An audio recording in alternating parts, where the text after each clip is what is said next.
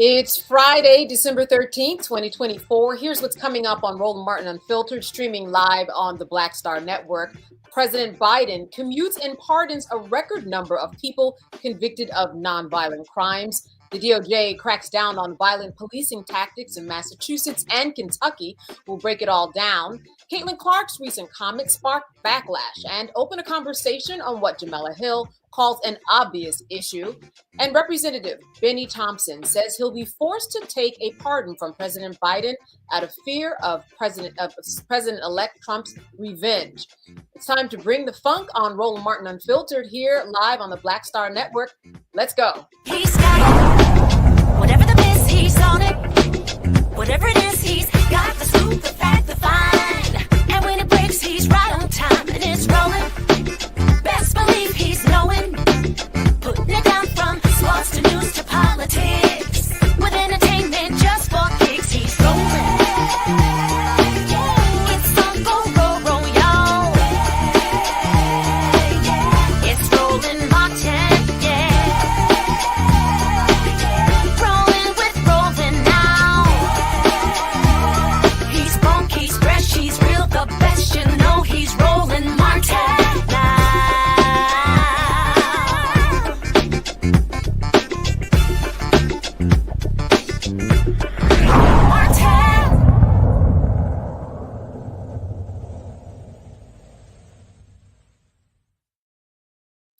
President Biden is commuting the sentences of nearly 1,500 people and pardoning 39 people convicted of nonviolent crimes in what the White House officials call the largest single-day act of clemency in modern history.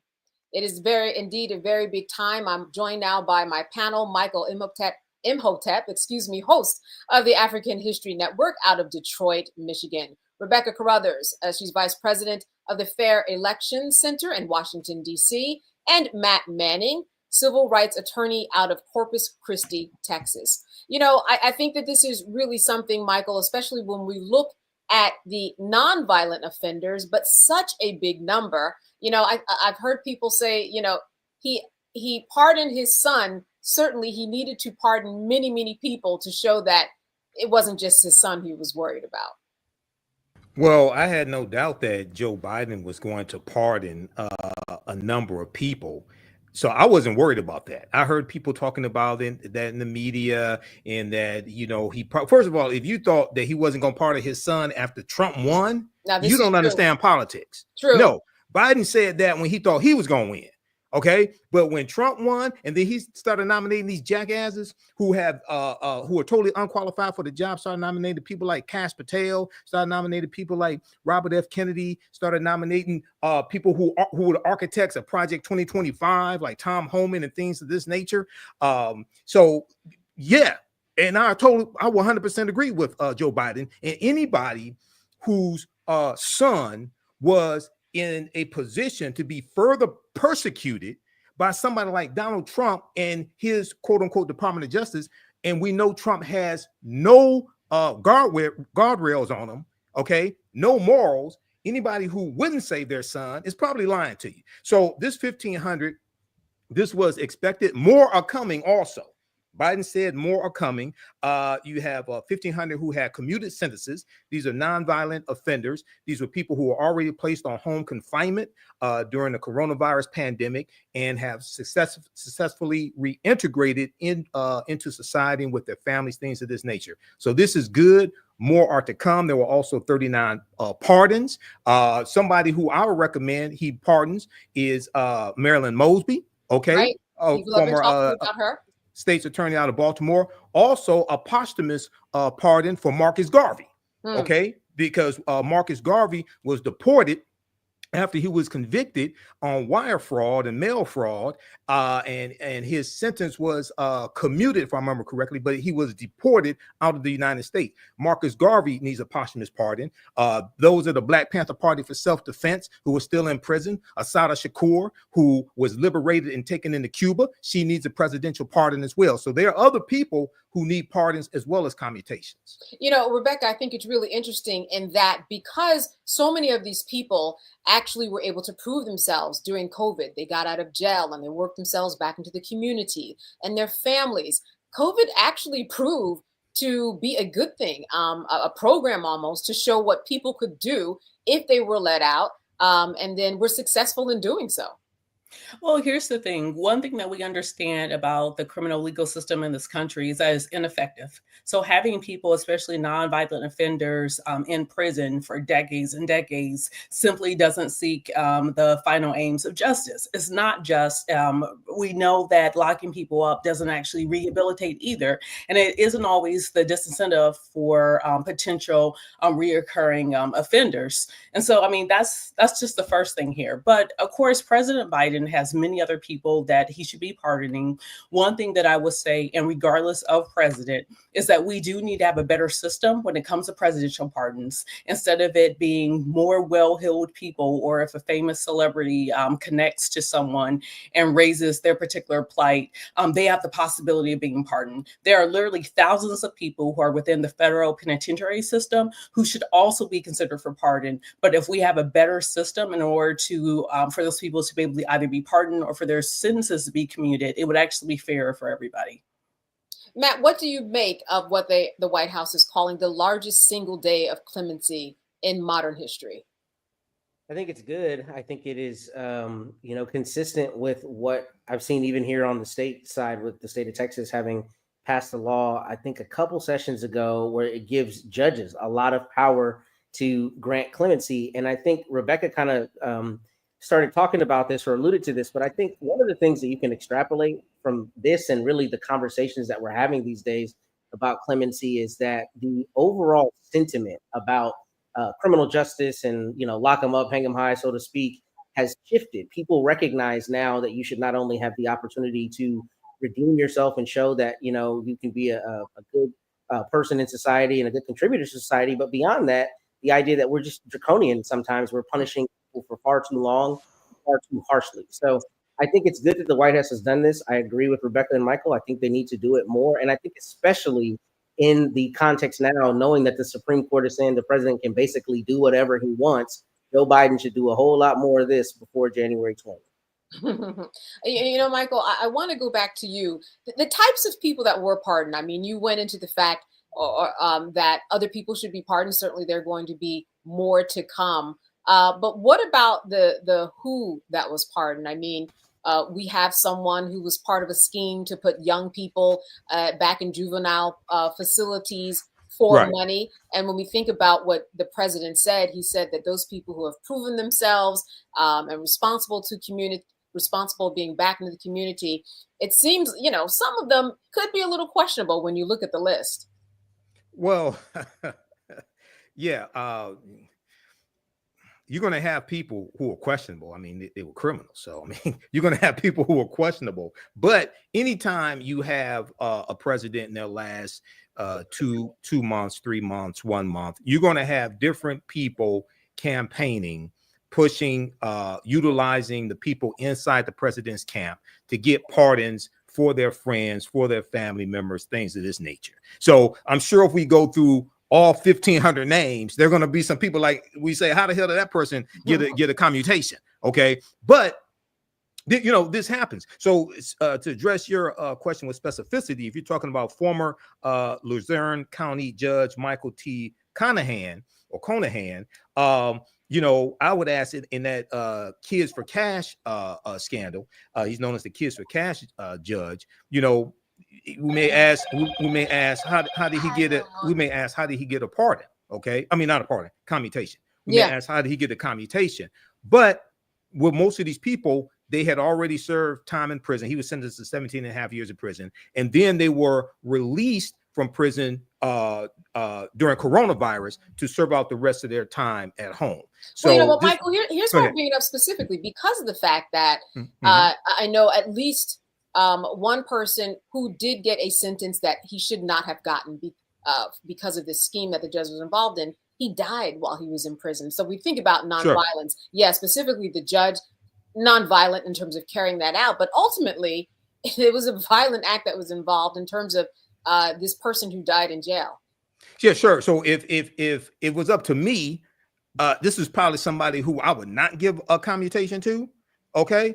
But, you know, at the same time, I do understand there are going to be some people just like if Biden gives a commutation to Marilyn Mosby, there are going to be a lot of people who say, why'd you get, he shouldn't have given a commutation to her. So they're always going to be detractors. Now, I disagree with this, but there are a lot of other ones that he gave commutations to who I would agree with. So, things like this happen, but the Kids for Cash, there are probably other judges out there that are doing the same thing. That needs to be a crackdown on that. That's part of this corrupt system.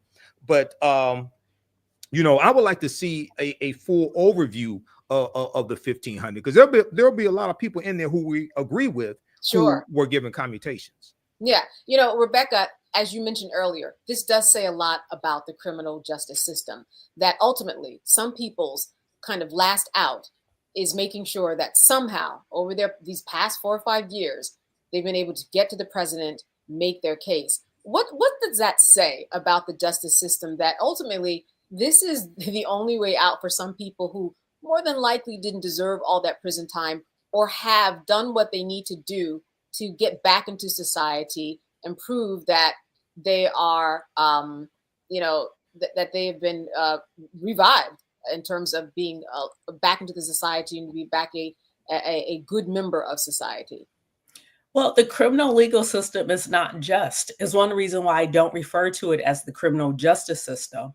It's about money, it's about access to power. And when we look at presidential commutations or presidential pardons, that is the ultimate access to power. And once again, like what I was trying to allude to earlier, unless you know someone famous, or unless you get a large organization like the ACLU or like the Vera Institute to argue on your behalf and to use their political capital to go to the president and the president's staff to ask for your particular case to be pardoned or commuted, you're not going to get a sense of justice here. But I'm going to say what Michael didn't say. For that particular judge, I believe it was 2 judges in Pennsylvania who were prosecuted and convicted for the Kids for Cash. Anytime that anytime there's public corruption, specifically targeting young Black people, young Black men in this country, to throw them in prison for money, that is a problem. That is not someone that I agree with that should have been pardoned or got their sentence shortened. I don't care if they were let out for COVID or not. That needs to be permanently on that person's record. It needs to be a stain. And I will even go further and say, especially for those prisons, whether it's the state prisons or the other prisons that in this country that are for-profit prisons, that is disgusting. So it's one reason why I talk about this whole scheme as the criminal legal system and not actually the criminal justice system. And Matt, let me wrap up with you. Is the process that people have to go through in order to get this pardon, in order to get this type of clemency, what type of process is that exactly? Well, I mean, I think it's kind of what you've alluded to. They have to get access to the president's staff. They have to get approval. I think I'm not 100% positive, and one of my other panelists may elucidate me if I'm wrong. But I think people basically make their pitch. I think the president's staff vets who they want to give the commutation or the pardon to, and then it's issued.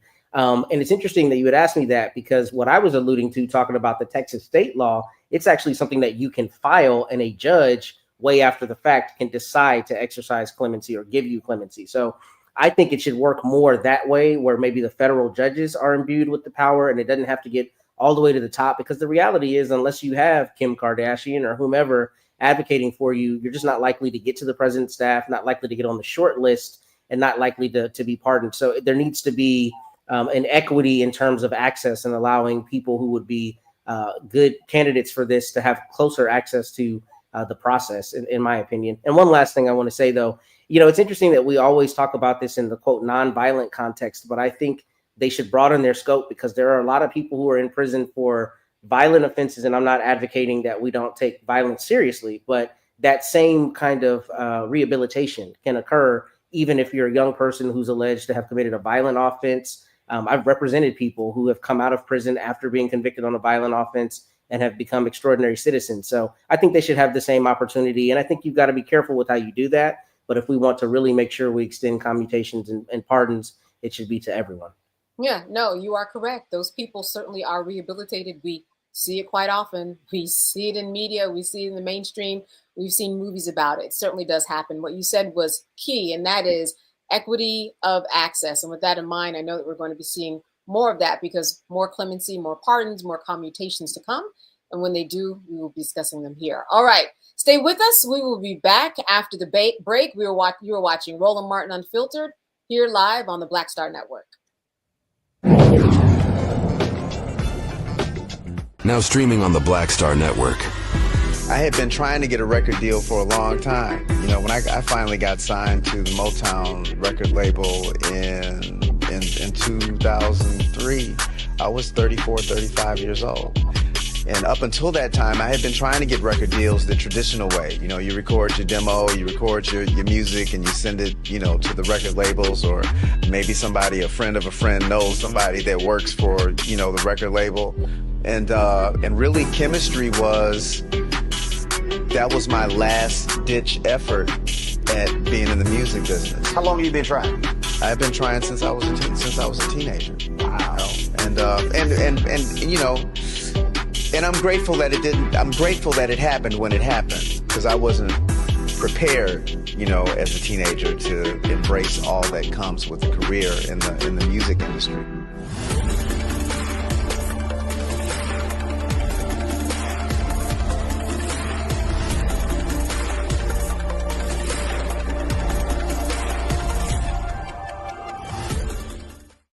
What's up, y'all? Look, Fanbase is more than a platform. It's a movement to empower creators, offering a unique opportunity for everyday people to invest in Black-owned tech, infrastructure, and help shape the future of social media. Investing in technology is essential for creating long-term wealth and influence in the digital age. The Black community must not only consume tech, we must own it. Discover how equity crowdfunding can serve as a powerful tool for funding Black businesses, allowing entrepreneurs to raise capital directly through their community through the Jobs Act.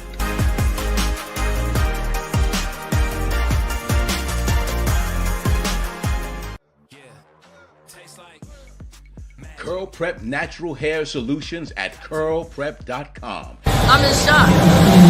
For curls, locks, braids, twists, and even those wigs and extensions. Women, men, and children are loving this line. Look at this video and you be the judge. People line up to see this product in action at hair shows, and when they take a seat and try it, they don't believe it's their hair. Buy the products at curlprep.com. It works on all hair types. Use code ROLAND, that's ROLAND, lowercase letters, to get a 15% discount. Parents, remove the ouch. You will love this system because you can comb the product through your child's hair with your fingers. It's all at curlprep.com. Use code ROLAND, lowercase letters, to get a 15% discount. Hey, this is Motown recording artist Kim. You are watching Roland Martin Unfiltered. That boy, he always unfiltered though. I ain't never known him to be filtered. Is there another way to experience Roland Martin than to be unfiltered? Of course he's unfiltered. Would you expect anything less? Watch what happens next.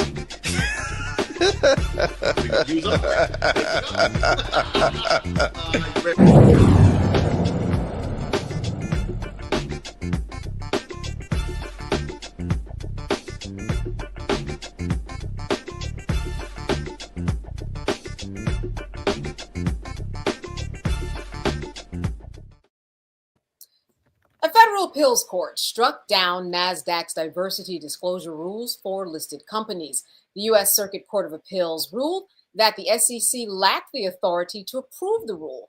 The policy required companies to either include women and minority directors on their boards or explain why they had not done so. The rule was introduced in the wake of George Floyd's killing, which spurred companies to address racial inequality and promote DEI. Well, you know something? I would say, Rebecca, that this is something I'm not surprised about. When we talk about what's going on in the world of DEI, it seems to kind of follow the pattern of what we've been seeing. But certainly companies know that when they are diverse, they actually make more money. Studies have shown that, Rebecca. Well, we know that when you're looking for intelligence, it has to be diverse. If it's all white, you're not going to have the most intelligent people in the world because you're you are specifically excluding about 90% of the world. When we know the total global population, less than 10%, I believe, right now, is actually white.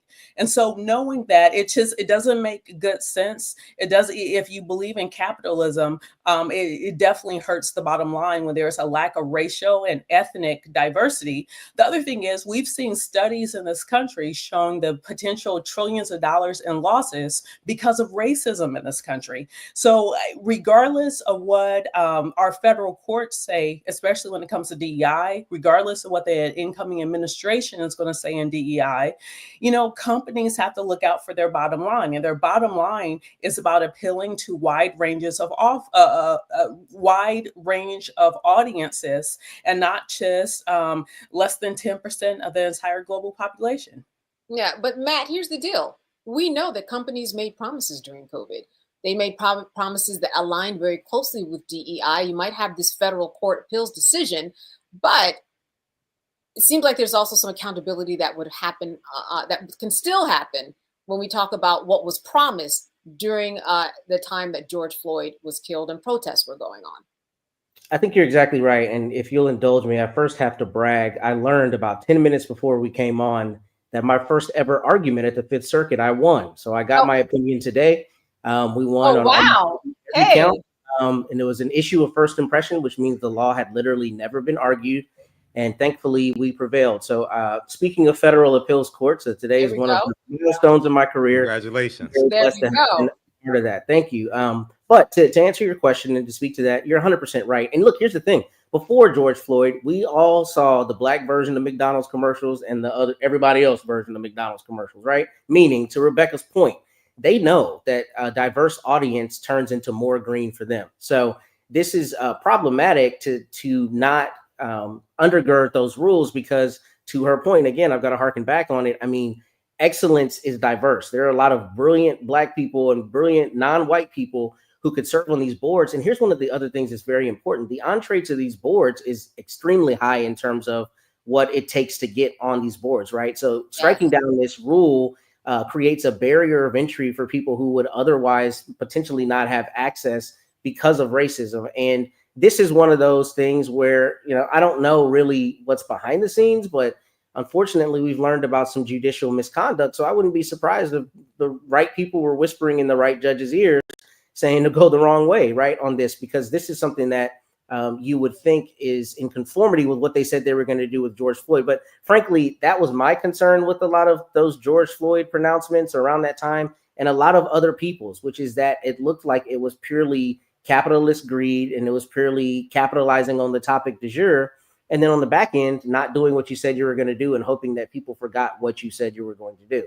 So, it surprised me that that's the case, but there should be some accountability via us not buying certain products and, patronizing certain companies. Yeah. And, Michael, this is one of those closed areas where if you were going to get on a board that generally will pay, especially in the six figures for you to be on there, a board where you have to know and network with all the right people. And we think about the limitations and of access that African Americans have in the United States, they're not going to be on the board. I mean, you can look at most boards right now. There might be one, but there aren't 2 and 3. That is not how these boards operate. But it seems that this type of decision simply tracks. It tracks for what's going on in America and in the world right now. Yeah, this is when we look at Project 2025.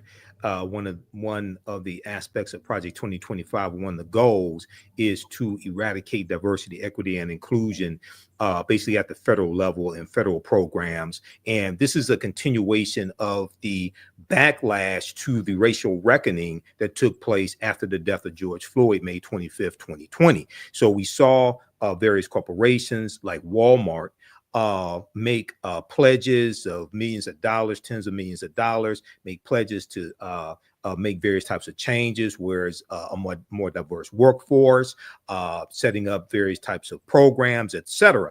And now we see with Project 2025, we see with Republicans we see this backlash taking place even during the Biden administration, and now that Trump has won and Republicans took back control of the Senate, we continue to see this backlash. We see with the U.S.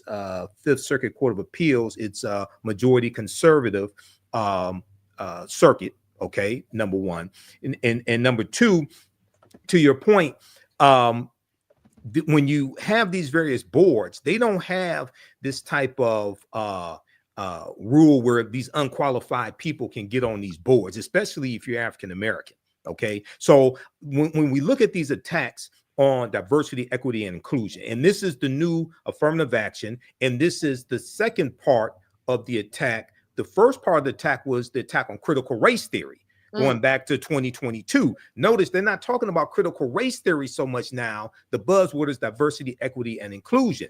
When you look at the dismantled DEI bill that was debated in the House of Representatives, in the House Appropriations Committee, I think it was an oversight committee, one of those committees that Jasmine Crockett is on, a couple of weeks ago, you heard all this nonsense that Republicans were talking about attacking DEI and how it's for unqualified people, things of this nature. And you also hear a lack of understanding of history of how we got here as well. So this is one of the reasons why elections have consequences. And your understanding of politics is directly related to your understanding of history. Because if you don't understand history and the laws and policies put in place that brought us to where we are, you won't be able to see these threats when they're coming and be able to take the correct action to stop these threats. You know, Rebecca, here's what I also find most unsettling about this decision. The policy required companies to either include women or minorities or explain why they had not done so. And that is very crucial information in terms of, you know, were they not finding the types of people that they needed to for the board? Or was there something else that was going on? It seems as though this was a rule that not only benefited people in terms of trying to figure out who to bring on the board, but finding out what was the disconnect and not being able to connect with those many, many qualified people that we know are out there. Yeah, and here's the thing, it's going to disproportionately impact white women. So once again, white women has to take accountability for this, because I bet you there are more white women who got those slots than actual non-white people. Because we know when it comes to affirmative action programs, the number one beneficiary are white women because of the clause of women and or racial minorities. The other thing, going off of both Matt and Michael's points, is that this is also what whiteness is. Whiteness serves as a delusion that there is an inherent intelligence by simply being white. There is an inherent superiority or qualification because of whiteness. And we know that not to be true. And what's unfortunate is that requirement to actually articulate why you don't have racial minorities, why you don't have the inclusion of women, was to get people to actually challenge the thought that white is better than everything else. Matt, I'll give you the final word on this. I understand that Nasdaq, there's going to be no appeals. This is it. This is acceptable. This is the decision. I guess that makes sense. Again, it's the culture which we are in. Yeah. I mean, it's one of those things where they're not going to appeal it because it benefits them because they can hook the homies up at this point, right? I mean, so let's just be honest, right? I mean, so it doesn't surprise me that there won't be any appeals. It is yet another slap in the face because, you know, when we went through that period immediately after George Floyd, you know, there were a lot of people who I really highly respect who were like, don't fall for the okie doke. And what happened? Cats fell for the okie doke. And what happened? The okie doke came, right? A la what we're seeing with the rollback of DEI and the all out assault on it, not just the rollback, not just companies choosing not to honor their promises, but an all out assault and people jumping on board with said all out assault. So it doesn't surprise me that they're not going to appeal. But it also doesn't surprise me because it's corporations, or at least in this instance, connected to corporate greed and corporate, I don't know, the corporate oligarchy, if you call it that. And it doesn't surprise me that they're not going to lower a barrier of entry in terms of having rules that democratize and diversify their boards. So I'm not surprised. All right. It tracks. We'll be back after this break. More with Roland Martin Unfiltered when we come back.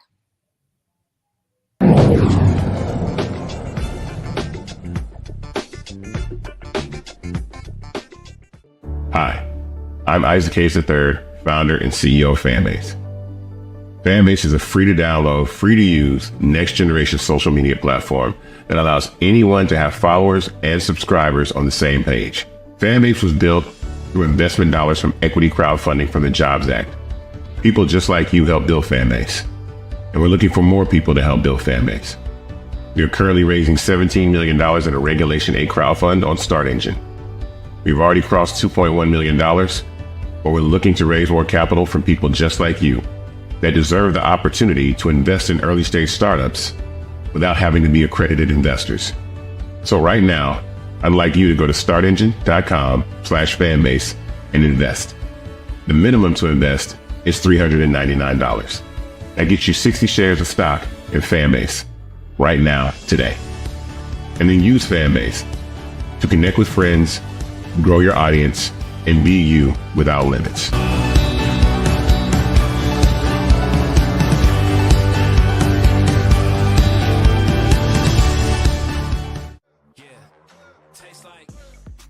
Curl Prep Natural Hair Solutions at curlprep.com. I'm in shock. For curls, locks, braids, twists, and even those wigs and extensions. Women, men, and children are loving this line. Look at this video and you be the judge. People line up to see this product in action at hair shows, and when they take a seat and try it, they don't believe it's their hair.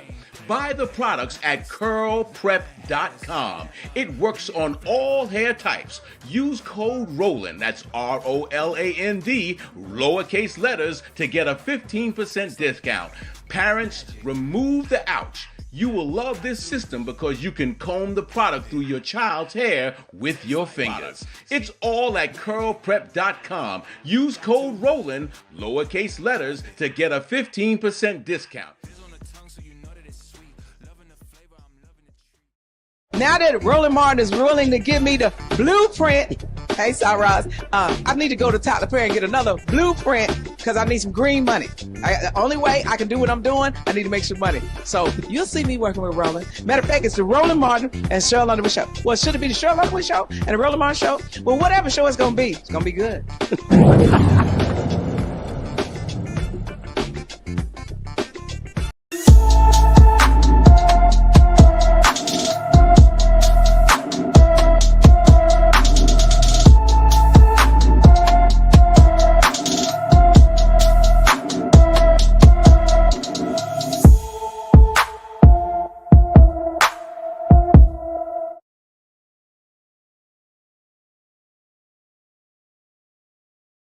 Honest Lavina Bisbee was last seen at her Tampa, Florida home on September 10th, 2024.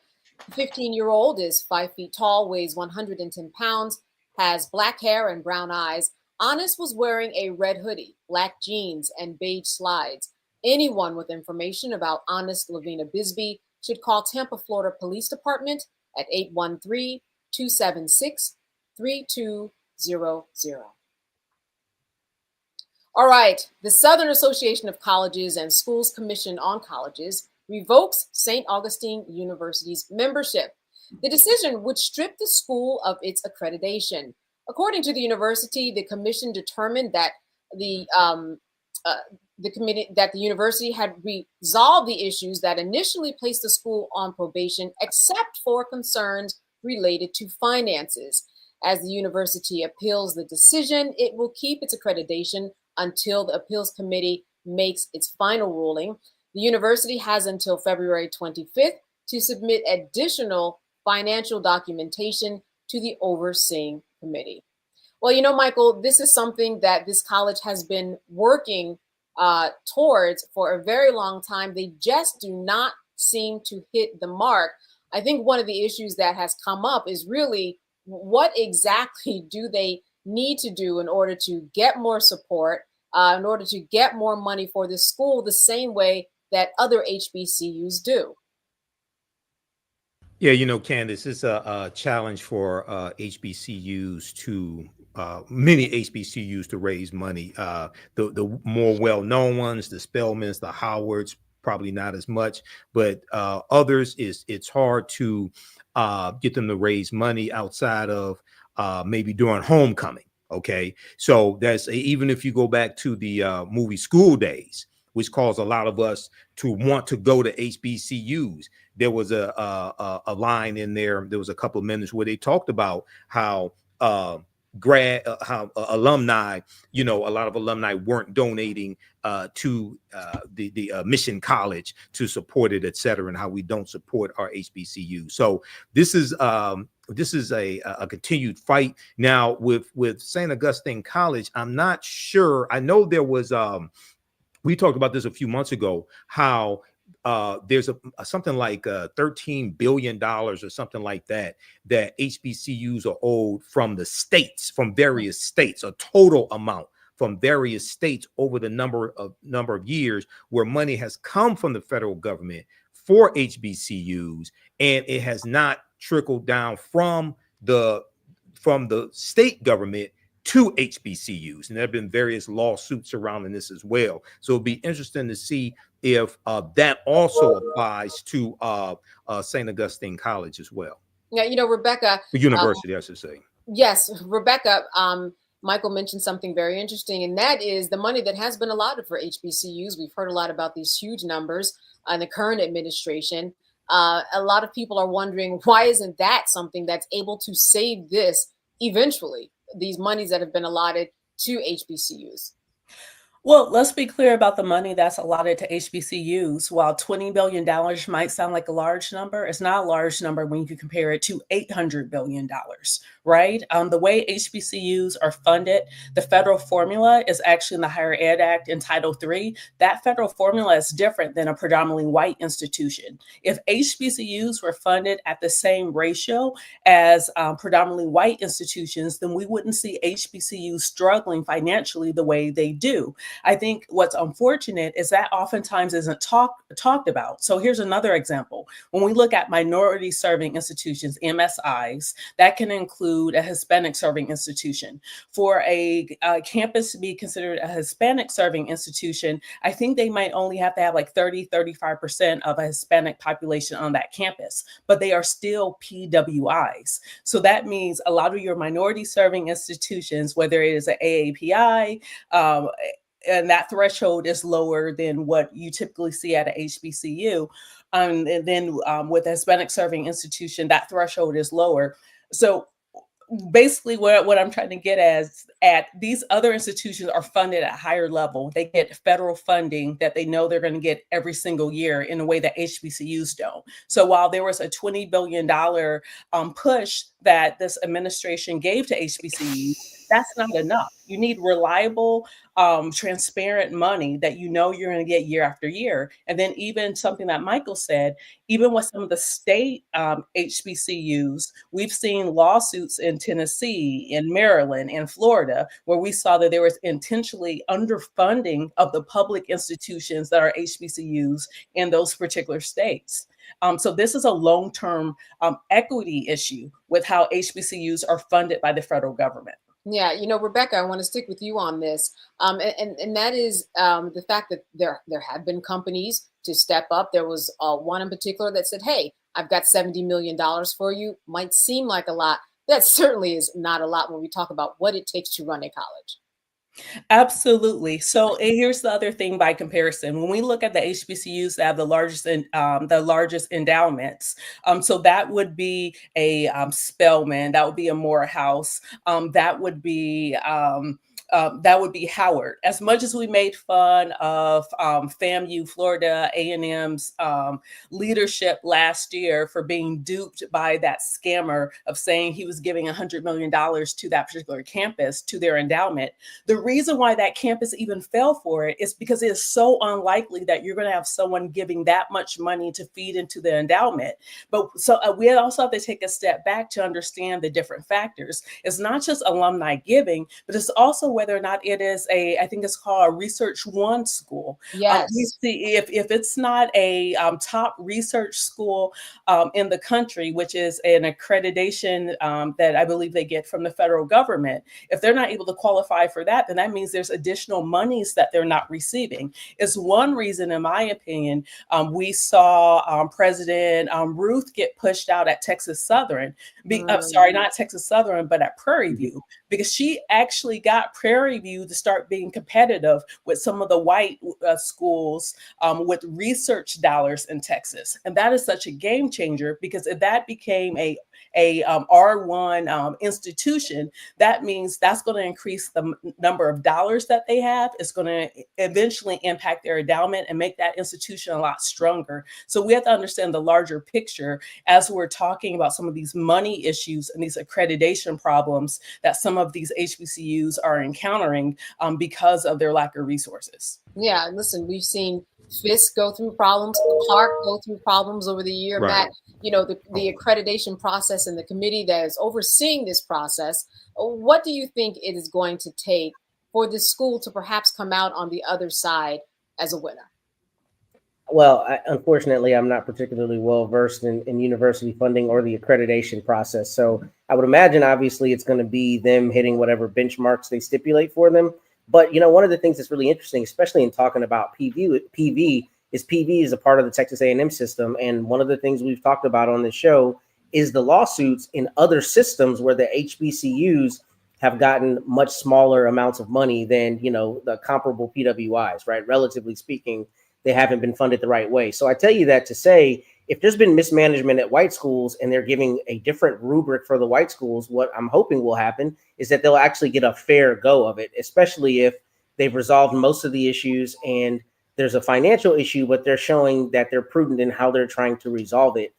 So hopefully they get a fair shake at it, but not knowing enough of how that's administered and how that's adjudged, you know, I don't necessarily have any faith that it will be equitable even in that process. Because we know, I mean, we had on the show years ago now, some lawyers who were representing FAMU that, you know, FAMU had been built out of like hundreds of millions of dollars over decades. So in terms of whether this accreditation process will happen fairly, I don't have great faith in that, but I'm hoping that they're able to show enough to give the committee assurances that they can continue to keep that accreditation.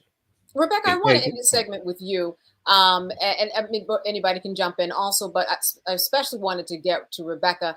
Do you think that February 25th, which is the deadline for them to show and prove themselves, would this be the last straw? Is this it? Because this has been going on for quite some time in terms of the fundraising and in terms of the committees and in terms of meeting all of these thresholds.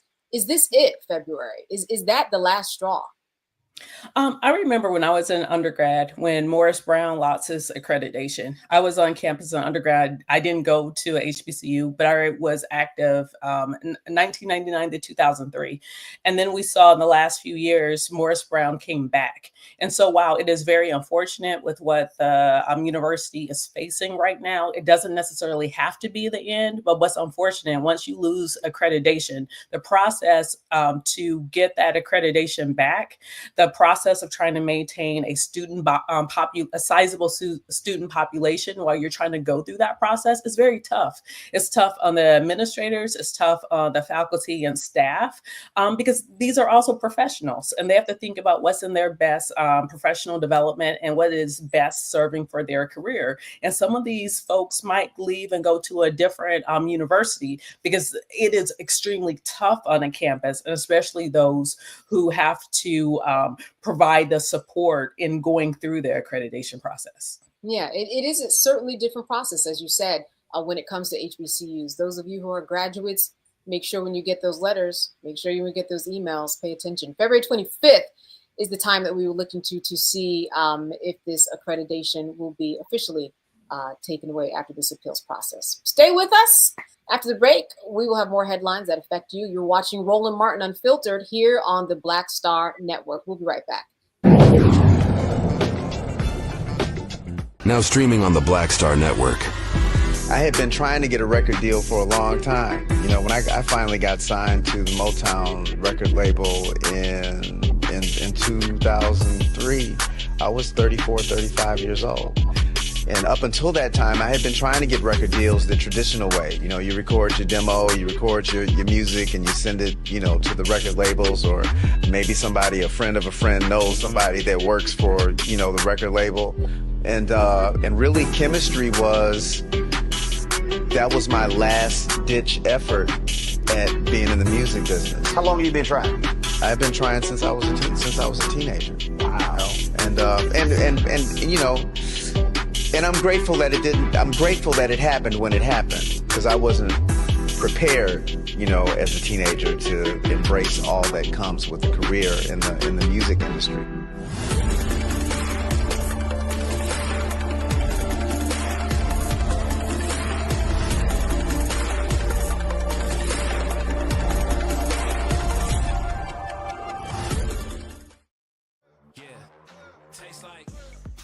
Curl Prep Natural Hair Solutions at curlprep.com. I'm in shock. For curls, locks, braids, twists, and even those wigs and extensions. Women, men, and children are loving this line. Look at this video and you be the judge. People line up to see this product in action at hair shows, and when they take a seat and try it, they don't believe it's their hair. Buy the products at curlprep.com. It works on all hair types. Use code ROLAND, that's ROLAND, lowercase letters, to get a 15% discount. Parents, remove the ouch. You will love this system because you can comb the product through your child's hair with your fingers. It's all at curlprep.com. Use code ROLAND, lowercase letters, to get a 15% discount. Hi, I'm Isaac Hayes III, founder and CEO of Fanbase. Fanbase is a free-to-download, free-to-use, next-generation social media platform that allows anyone to have followers and subscribers on the same page. Fanbase was built through investment dollars from equity crowdfunding from the Jobs Act. People just like you help build Fanbase, and we're looking for more people to help build Fanbase. We are currently raising $17 million in a Regulation A crowdfund on Start Engine. We've already crossed $2.1 million, but we're looking to raise more capital from people just like you that deserve the opportunity to invest in early stage startups without having to be accredited investors. So right now, I'd like you to go to startengine.com/fanbase and invest. The minimum to invest is $399. That gets you 60 shares of stock in Fanbase right now, today. And then use Fanbase to connect with friends, grow your audience, and be you without limits.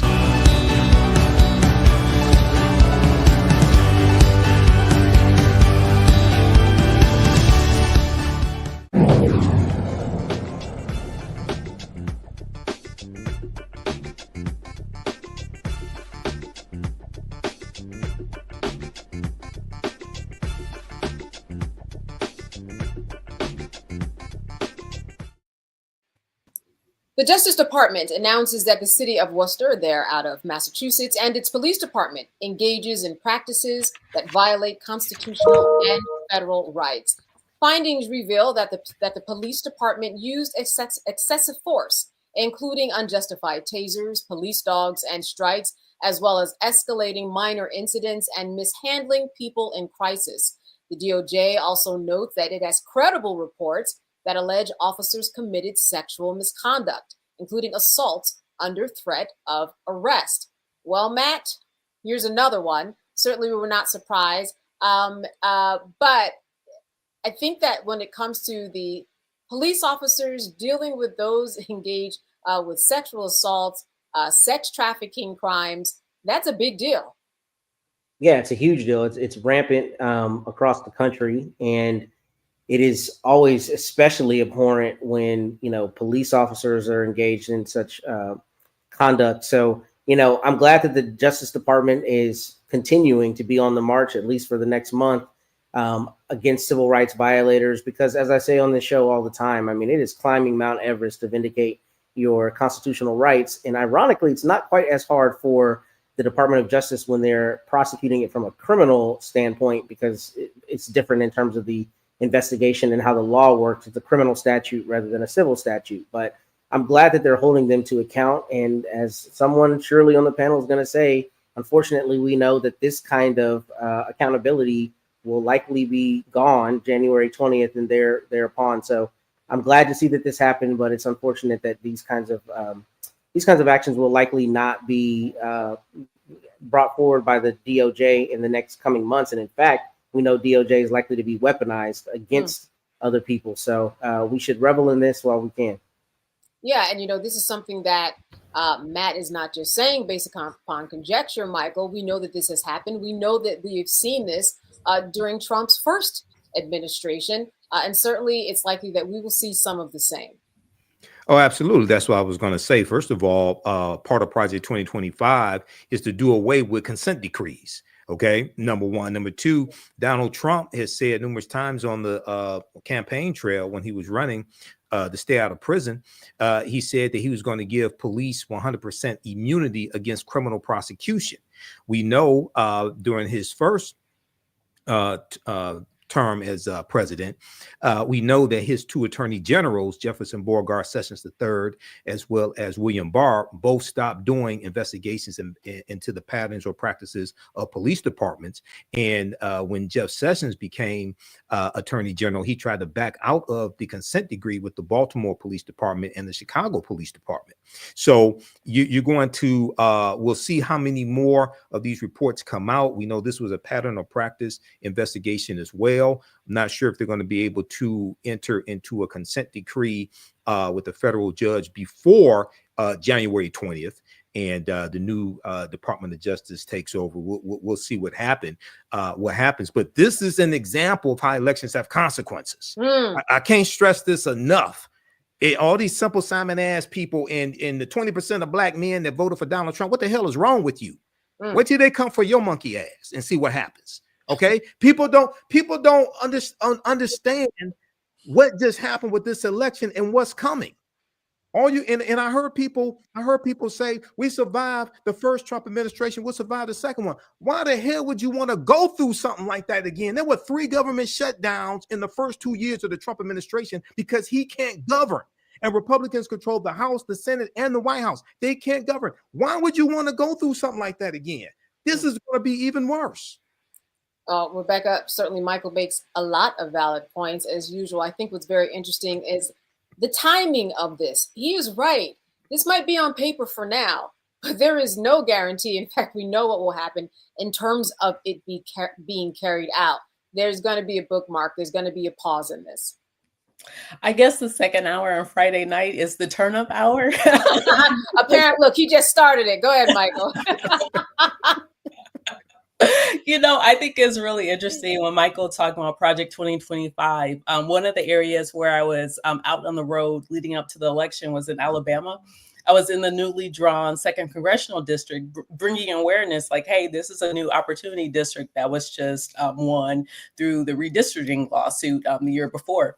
And as I was talking to voters about Project 2025, a voter came up to me and was like, Rebecca, we're already living in Project 2025. In a state where there isn't an effective Department of Education. We're already living in a state where law enforcement is doing what they want, and they're not necessarily adhering to federal law or adhering to like some of the directives that the Biden's Department of Justice put out. So saying that, we do have a lot of people in this country who are already living through what we're going to experience at the federal level, what we're predicting to experience with this incoming administration.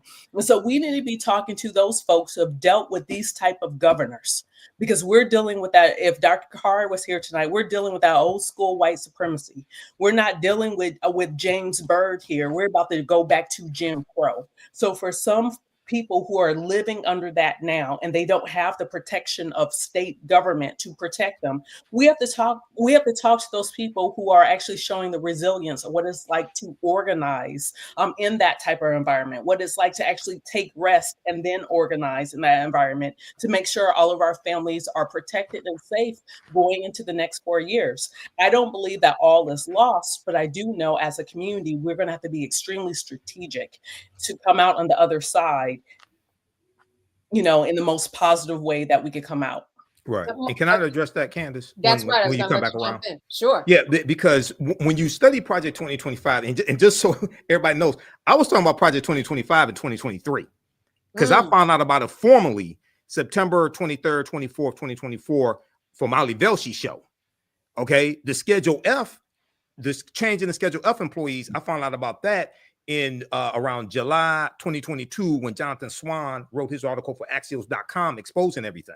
Okay, so I was talking about Project 2025 last year, but what it's actually doing is federalizing a lot of the initiatives that have happened in southern states, especially states controlled by Republicans. Okay, so a lot of these policies have been implemented at the state level in a lot of these former Confederate states that Republicans control, and now they're trying to federalize that with Project 2025. So this is why reading is fundamental. This is why they didn't want slaves to read and write.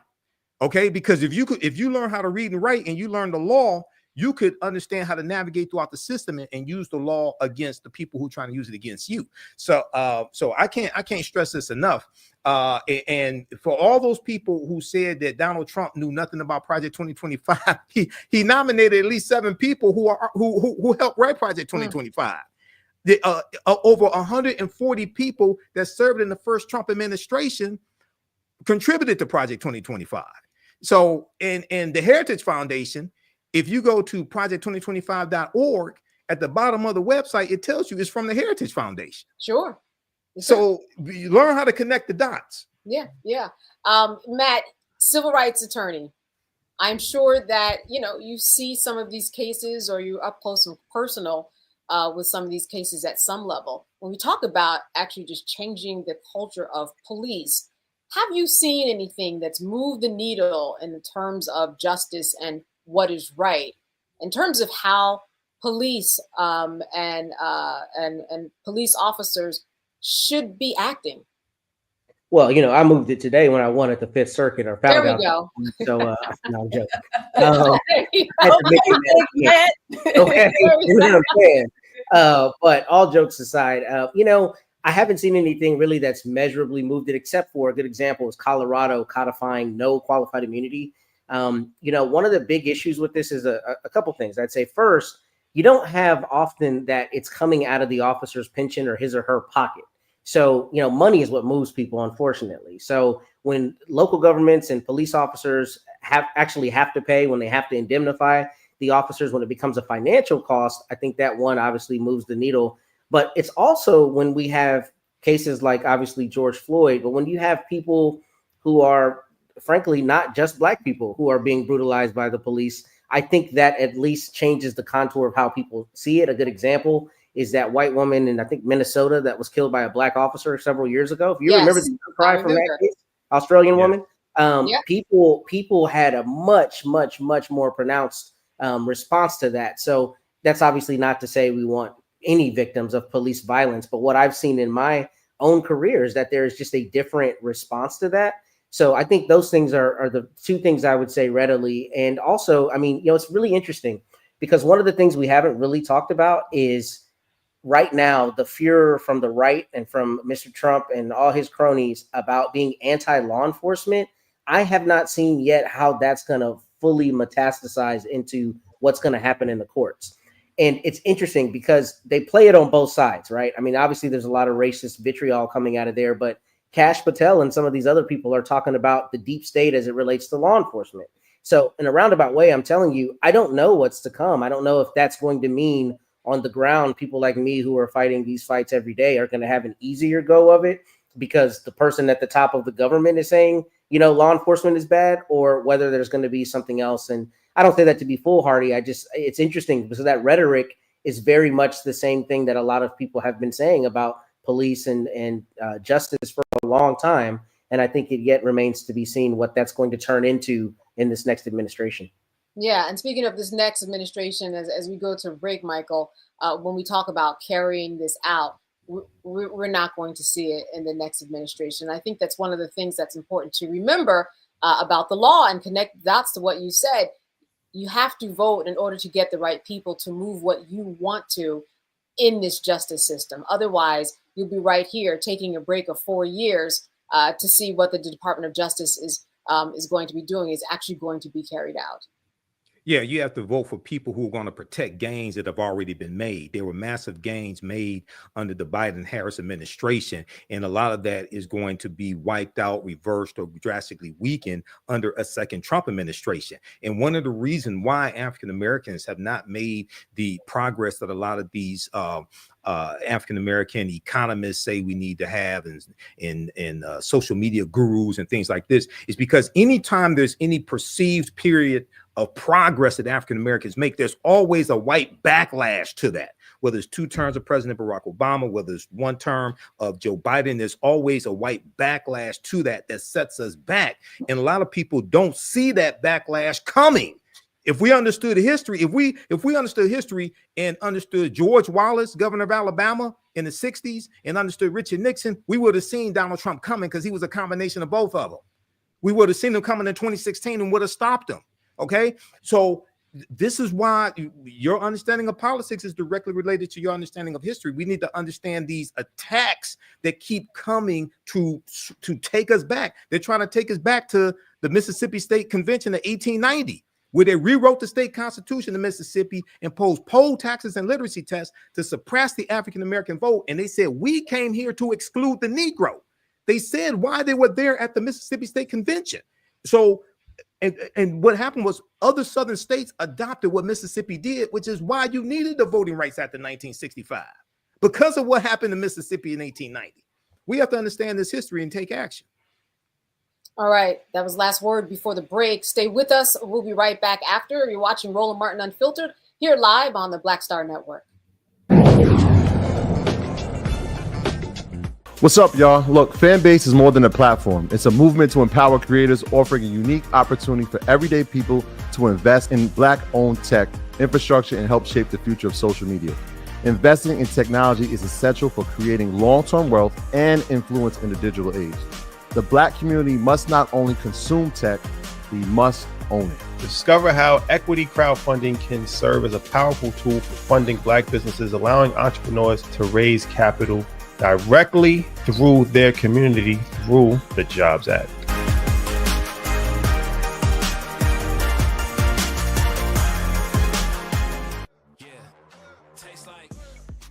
Curl Prep Natural Hair Solutions at curlprep.com. I'm in shock.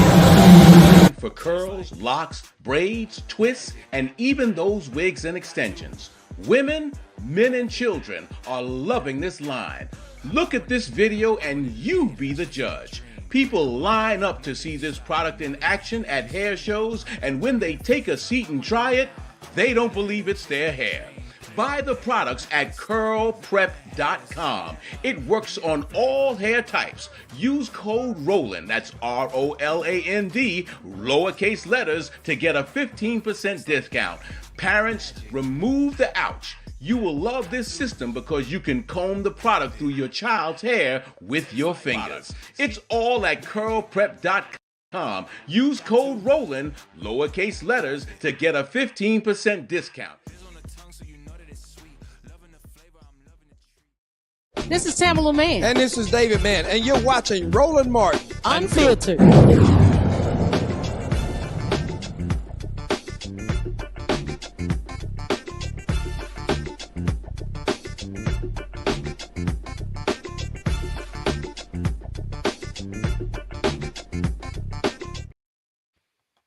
On Wednesday, the North Carolina House of Representatives voted 72 to 46 to override Governor Roy Cooper's veto of Senate Bill 382, making it law. The bill allocates $227 million for Hurricane Helene relief in Western North Carolina through the funds, though the funds will be transferred between reserves and not immediately spent. But it also reduces the authority of incoming Democratic leaders, including the governor and lieutenant governor, and compresses election deadlines statewide by speeding up the processing of provisional and absentee ballots. Well, Rebecca, you can imagine I want to go to you for this one. Often you will have a bill where other issues are snuck in. If you do not read the fine lines, you will never know what's going on here. Some Democratic power being taken away by the Republicans. You know, we were in studio a couple weeks ago talking about this, along with a member of the North Carolina House of Representatives.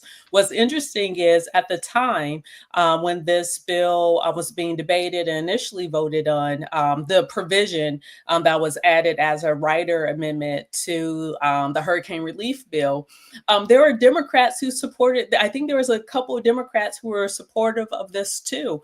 The problem here is anytime you have one particular political party who don't like the political outcome, so they decide that mid game they're going to change the rules.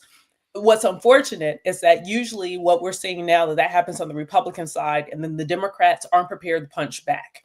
You know, I do a lot of nonpartisan work, but if I was going back to my previous hat of doing a lot of political work, one thing that I would direct the Democratic Party in North Carolina to do is y'all need to make sure you're immediately suing, because you're actually going to have a state Supreme Court that's probably going to want to follow the law and may find that there's different unconstitutional provisions in this power stripping that we see the legislative body trying to do to the executive in North Carolina. I'm not sure if they even if that passed muster with the North Carolina Constitution. So I would, you know, once again, if I was still doing the strong political work, you know, the partisan political work, I would definitely encourage the Democrats to get their acts together and start filing some lawsuits in state court. Yeah, Matt, that's what it sounds like. Start filing some lawsuits with all these little fine print reading that you have to do in order to make sure that your power isn't taken away.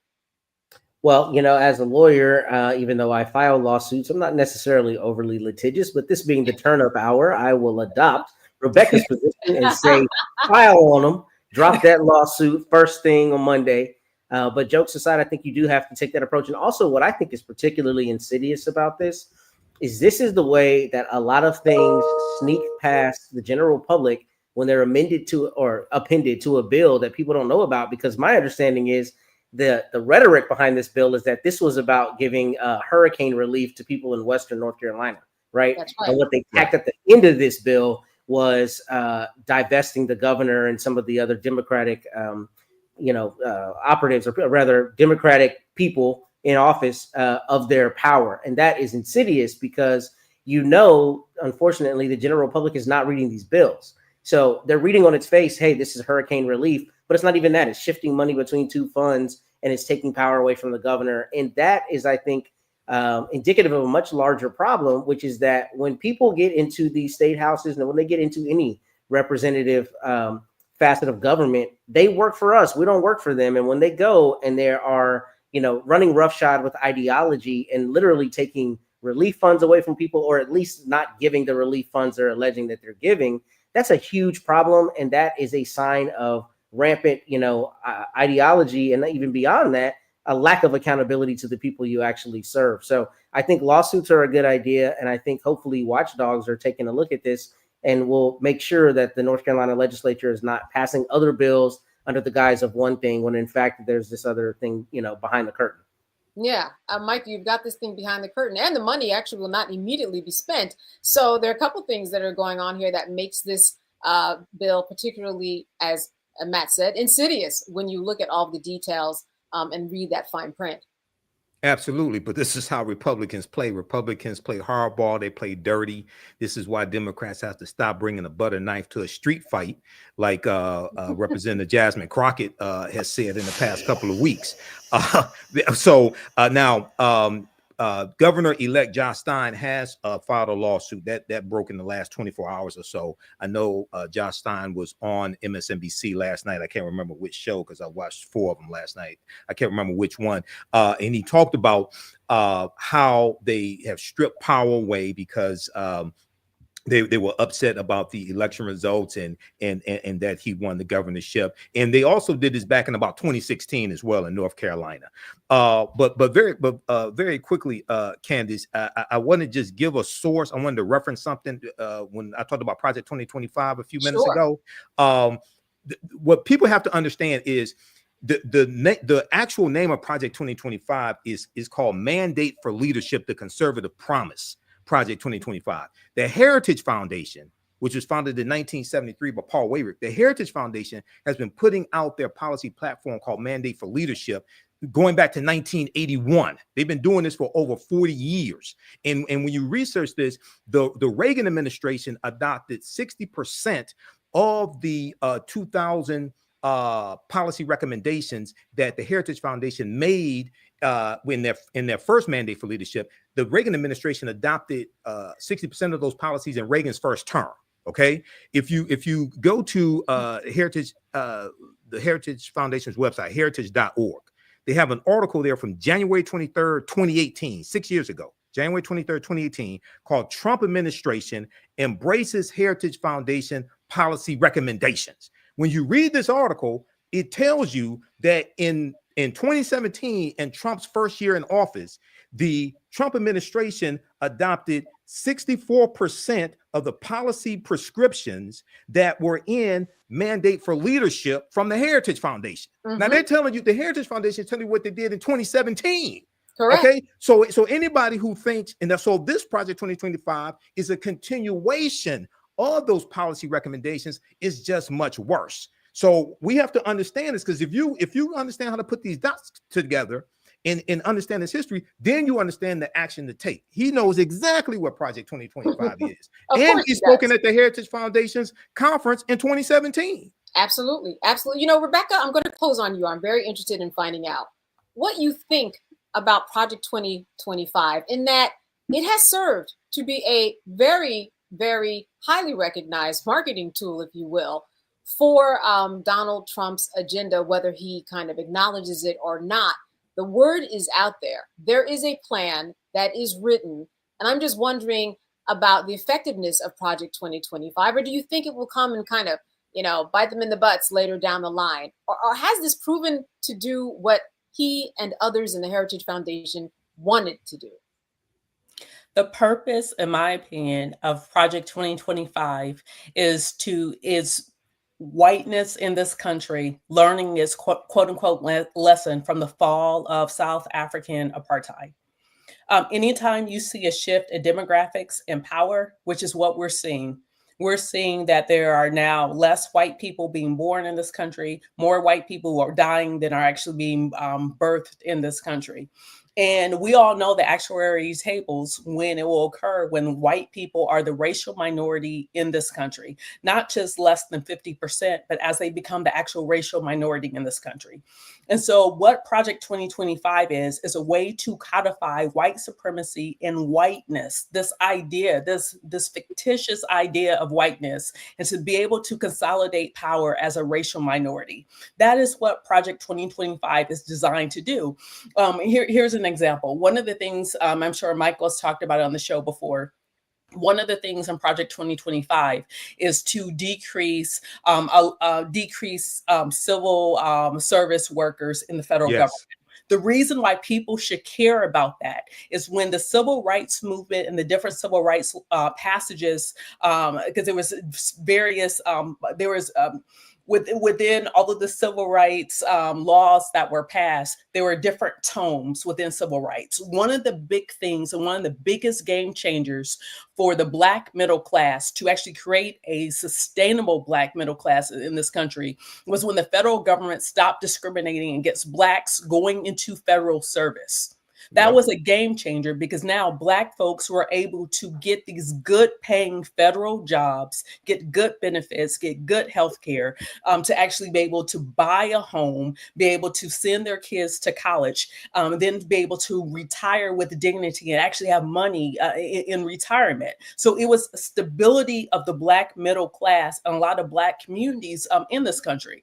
There's a reason why Prince George's County in Maryland is one of the wealthiest Black counties in this country. Is because of the advent of those federal jobs in the DMV area. And so I'm sure Michael could talk about this, and we could spend the rest of the time talking about the different elements. Like when we look at the dismantling of of the Department of Education, that's because there is a rule in this country that if you are going to have public education in this country, then it needs to be accessible to all. The people, the earliest court cases on public education in this country was the former enslaved of saying, hey, we demand to get educated in this country. We demand that our kids are able to get educated, get sent to schools, and actually not just have the shoddiest and the worst the worst books and textbooks and have underfunded classrooms, actually have heat inside classrooms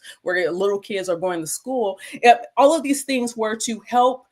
All of these things were to benefit those who are descendants of the former enslaved in this country. So the whole point of Project 25 is to remove all of those federal protections. And we've seen it happen on the state level. It's the reason why you go in Alabama, where you can see that those who are convicted felons in prison, they are shopped out to fast food chains to serve in the drive-through, getting pennies a day, that free labor. Yes. It's the reason why those things are happening in certain states. It's the reason why in Mississippi, Mississippi State Legislature this past legislative session tried to shut down several public schools across the state, including several HBCUs, because they want to shut down access to education in that state. Because in the state of Mississippi, having access to quality education is the difference between poverty and not being in poverty in that state. And so when we look at the specific things that are being targeted, it is specifically to be targeted to keep a Black underclass in this country and to have a permanent white power class in this country. And that's something people have to really understand. Yeah, those dots Absolutely. are readily available for you to connect. Michael, I'm going to leave you for 30 seconds for the last word before we go to this break. Well, Rebecca is talking about the Schedule F employees, okay? And that is part of Project 2025 to fire up to 50,000 federal employees and reclassify them and fill them with loyalists, Trump loyalists, from a database that they've created of Trump loyalists. Now, Donald Trump signed an executive order in 2020 when he was in office to reclassify those federal employees as Schedule F. He didn't act upon it. They didn't have the database then. Joe Biden in 2021 rescinded that executive order. People don't understand this stuff was brewing in 2020. Right. It was. Okay, 18% of the federal workforce are Black people. So when you start talking about firing tens of thousands of federal employees, who the hell you think they're coming for? We don't understand that we don't understand.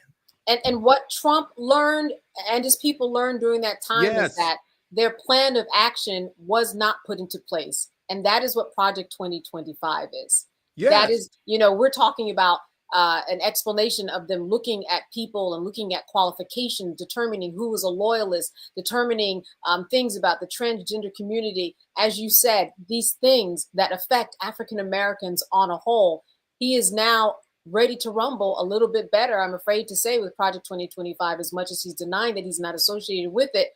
It's on paper. I mean, 2025. 922 pages. That's right. There is indeed a plan. We're going to have a really close look at this as soon as January 20th comes around. All right. All eyes on that time. Got to take a deep breath off of that one. Let's take a break.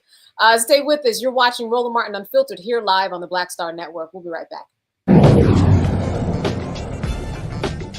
Now streaming on the Black Star Network. I had been trying to get a record deal for a long time. When I finally got signed to the Motown record label in 2003, I was 34, 35 years old. And up until that time, I had been trying to get record deals the traditional way. You record your demo, you record your music, and you send it, to the record labels, or maybe a friend of a friend knows somebody that works for, the record label. And really chemistry that was my last ditch effort at being in the music business. How long have you been trying? I've been trying since I was a teenager. Wow.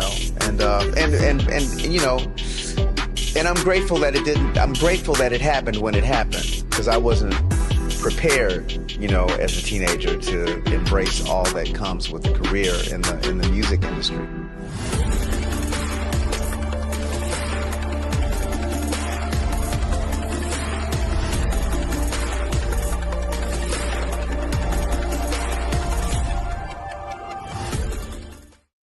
What's up, y'all? Look, Fanbase is more than a platform. It's a movement to empower creators, offering a unique opportunity for everyday people to invest in Black-owned tech, infrastructure, and help shape the future of social media.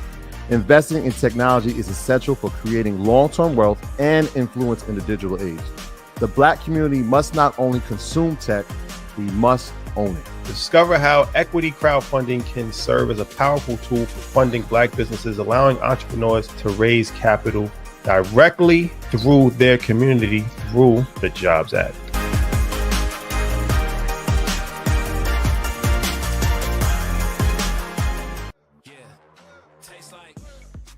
Curl Prep Natural Hair Solutions at curlprep.com. I'm in shock.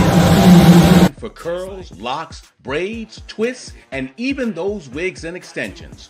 Women, men, and children are loving this line. Look at this video and you be the judge. People line up to see this product in action at hair shows, and when they take a seat and try it, they don't believe it's their hair. Buy the products at curlprep.com. It works on all hair types. Use code ROLAND, that's ROLAND, lowercase letters, to get a 15% discount. Parents, remove the ouch. You will love this system because you can comb the product through your child's hair with your fingers. It's all at curlprep.com. Use code ROLAND, lowercase letters, to get a 15% discount. I'm Russell L. Honoré, Lieutenant General, United States Army, retired, and you're watching Roland Martin Unfiltered.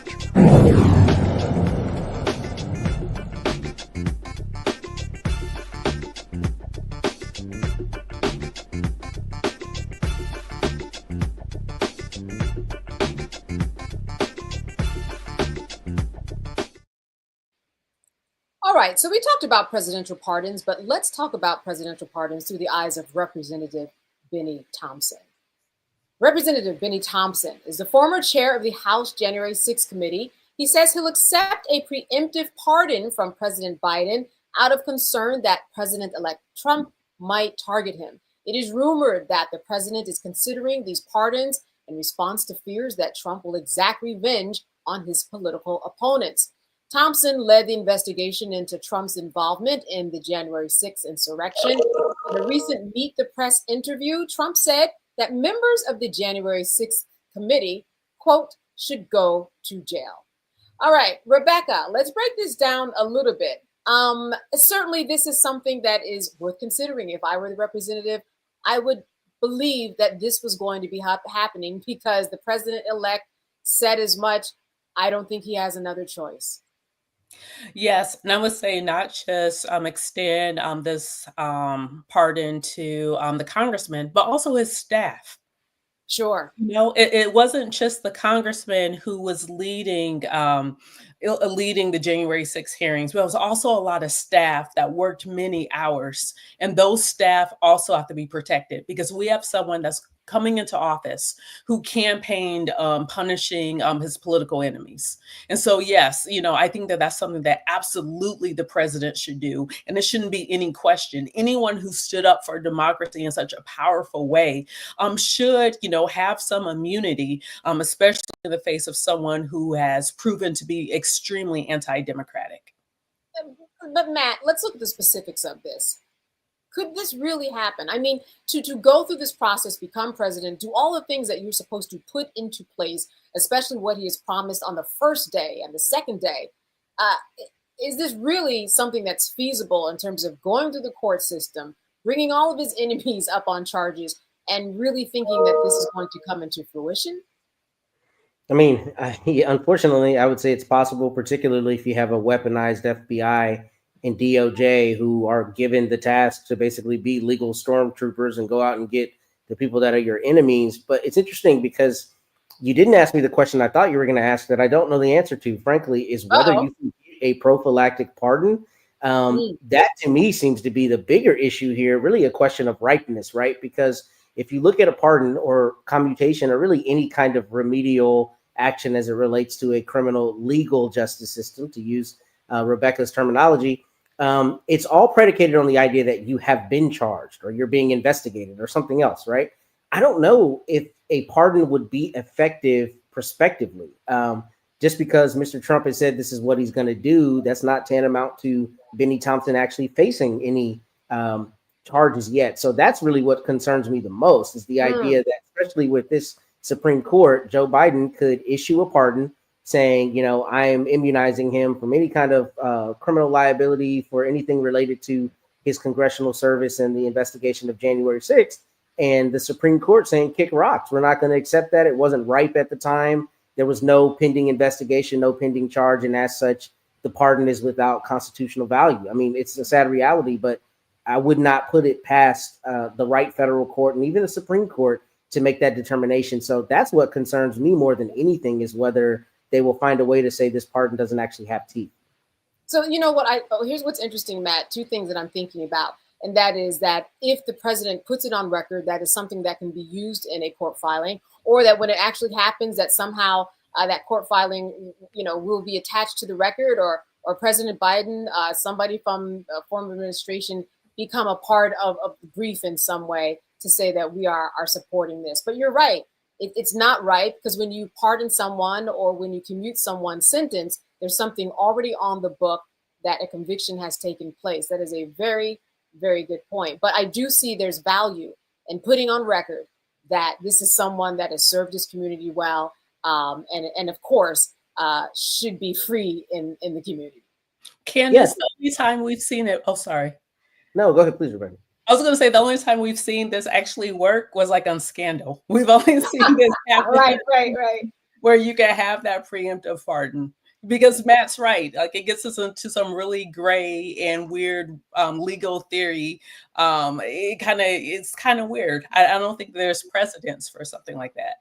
Yeah. Well, because, you know, there's not precedent for something like President-elect Donald Trump in terms of doing something like this. But Matt, what were you going to say in response? Well, I was just going to say that what concerns me especially is the idea that, you know, I think the guardrails that we think used to be there, or that we used to think were there, and that is just people actually doing what has customarily been done in terms of honoring tradition and honoring, quote, the rule of law. We know that that has all gone by the wayside, right? Because now we're in this weird bizarro world where it's whatever we want it to be now at this time, if we want it to be that. Who cares what it was before? I'm telling you that to say, you would think that as a matter of course, if the sitting president pardoned someone, even preemptively, that you would honor that preemptive pardon. But we don't exist in that reality anymore. And unfortunately, I think that means that even if they do get him and Liz Cheney get a pardon, it's not impossible that the Trump Justice Department is arguing in front of the Supreme Court, or rather the Solicitor General arguing, saying the president at the time did not, you know, the president didn't have the authority to give a preemptive pardon, therefore it shouldn't be honored now. I mean, that's concerning, and I don't mean to be like dystopian in my view, but frankly, that's where we're trending. And that's what concerns me, is that we don't have those guardrails anymore that we at least used to believe were there. Here's a question I want to open up to the floor, and I'm going to start with you, Michael. What if President Biden pardons Trump himself? You know, would that be some type of currency when we talk about what might be expected of him when he goes into office? Well, two things. Number one, if Biden pardons Trump, and I know Representative James Clyburn said he should, and I respect Representative James Clyburn and have defended him against some of the progressive wing of the Democratic Party. But that's dumb as hell. No, he should not pardon Donald Trump. Donald Trump is incited the insurrection. Donald Trump tried to overthrow the government. He sent domestic terrorists to the U.S. Capitol to stop a bicameral session that's mandated by the U.S. Constitution so he could stay in power. And then he sat there for 187 minutes, as the January 6th Commission tells us. He sat there for 187 minutes at the White House and watched it and didn't do a damn thing. Hell no, he should not pardon Donald Trump. Okay, number one. Number two, and if he did, it's stupid. Now, if Gerald Ford had not have given a pardon to Richard Nixon, many presidential historians, many people who know a lot more about this than I think that would have been a deterrent to Donald Trump. Okay, Gerald Ford gave a pardon to Richard Nixon to heal for the betterment of the country, to heal the country. Sometimes you got to throw people's asses in jail, period. Okay, and Donald Trump is one of them. That's not going to heal anything. All that's going to do is tell the next wannabe dictator, oh, I can get away with this and I can do even more. Secondly, Representative Benny Thompson is absolutely correct to try to accept a presidential pardon. Okay, now whether the Supreme Court wants to accept it or not, we'll deal with that later. But Benny Thompson not only headed up the January 6th committee, but also he was part of a civil lawsuit against Donald Trump, Rudy Giuliani, and some others involved in the January 6th insurrection using the Ku Klux Klan Act of 1871, which came about during the Reconstruction era, which was designed to target Klans members and others who were attacking African-American elected officials, African-American voters, and white Republican elected officials in the South. Okay, that law is still on the books. So there's a lot of animosity that the traitor-in-chief, this wannabe dictator Donald Trump has against these people, including Benny Thompson. So Benny Thompson, I don't blame him for wanting to take a presidential pardon. Sure. Listen, Rebecca, Matt has spoken. He has said, listen, legally, this could indeed happen. Everything is in place. Is there value in a quid pro quo like this in Biden pardoning Trump in an effort to try to save all the people who have been on the January 6th committee, any of the people who have been on his staff, and anybody related that could potentially go down? The Supreme Court said the president can do whatever he or she wants. So if Trump wants to be pardoned, then pardon himself then. Because according to the Supreme Court, he might be able to do that. That solves that. This has nothing to do with Biden. Like, once again, I think this is where the public gets extremely frustrated with Democrats. Why? Why would you waste? Like, there are so many other people that ought to be pardoned. Why? I don't even understand why Clyburn would even go there. It does not make sense. There are other things to champion, and Trump ain't it. Yeah, but you know, in your world, as you know, just politically speaking, we never know what's going on behind closed doors either. We know what we're getting in terms of sound bites of the media and what we think might be going on, but there might be something we just can't even see and don't even know, because it is strange that Clyburn would come forth and say that, because that makes no sense. As you said, the Supreme Court has spoken, and that he has just powers beyond our imagination, and he's going to take advantage of all of them. You know, I will say there are some people in Washington who are scared. What happened? What does it look like in a second Trump administration where there are no guardrails? There is no sense of normalcy, especially with the potential head of DOJ having access to all those DOJ files. There are a lot of people in Washington in power who got a foul. So yeah, we're going to see some strange things and some strange bedfellows, and seeing some strange advocates of some very strange things in the next few weeks. Matt, are you Camp Rebecca? It doesn't matter. Trump's going to do what he wants to do, because the highest court in the nation has already spoken on his behalf.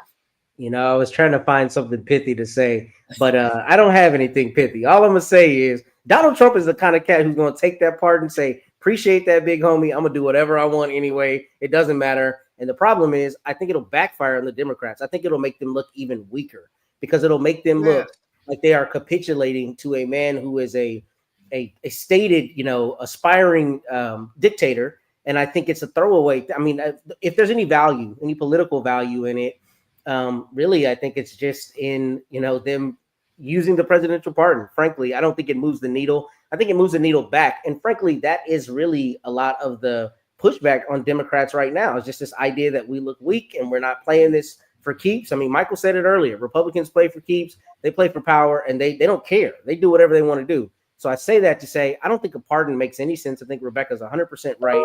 And I also don't think it advances the Democrats' cause in any way. It just makes them look weak. It almost looks like we're giving, this Pyrrhic victory to a dictator who's going to take it anyway. So I don't see why we would ever do that. I don't think it makes any sense to do that. I think giving Benny Thompson one in advance makes sense. But I do have the concerns I've already stated about legally how that might play out. Right. All right. The final answer. Is it even right? That's something we have to look for, and certainly we'll be finding out before January 20th whether or not that is even feasible. All right. Stay with us. We will be back after the break. You're watching Roland Martin Unfiltered here on the Black Star Network. Now streaming on the Black Star Network. I had been trying to get a record deal for a long time. You know, when I finally got signed to the Motown record label in 2003, I was 34, 35 years old. And up until that time, I had been trying to get record deals the traditional way. You know, you record your demo, you record your music, and you send it, you know, to the record labels, or maybe somebody, a friend of a friend, knows somebody that works for, you know, the record label. And really, chemistry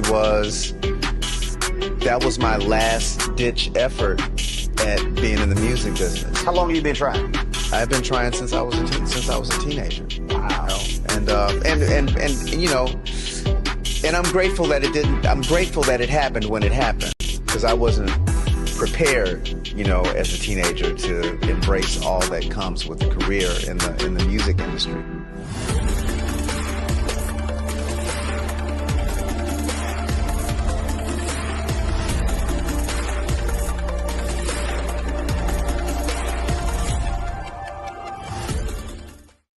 What's up, y'all? Look, Fanbase is more than a platform. It's a movement to empower creators, offering a unique opportunity for everyday people to invest in Black-owned tech, infrastructure, and help shape the future of social media. Investing in technology is essential for creating long-term wealth and influence in the digital age. The Black community must not only consume tech, we must own it. Discover how equity crowdfunding can serve as a powerful tool for funding Black businesses, allowing entrepreneurs to raise capital directly through their community through the Jobs Act.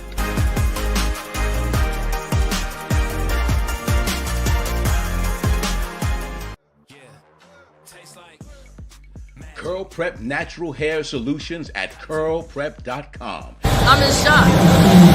For curls, locks, braids, twists, and even those wigs and extensions. Women, men, and children are loving this line. Look at this video and you be the judge. People line up to see this product in action at hair shows, and when they take a seat and try it, they don't believe it's their hair. Buy the products at curlprep.com. It works on all hair types. Use code ROLAND, that's ROLAND, lowercase letters, to get a 15% discount. Parents, remove the ouch. You will love this system because you can comb the product through your child's hair with your fingers. It's all at curlprep.com. Use code ROLAND, lowercase letters, to get a 15% discount. I'm Russell L. Honoré, Lieutenant General, United States Army, retired, and you're watching Roland Martin Unfiltered.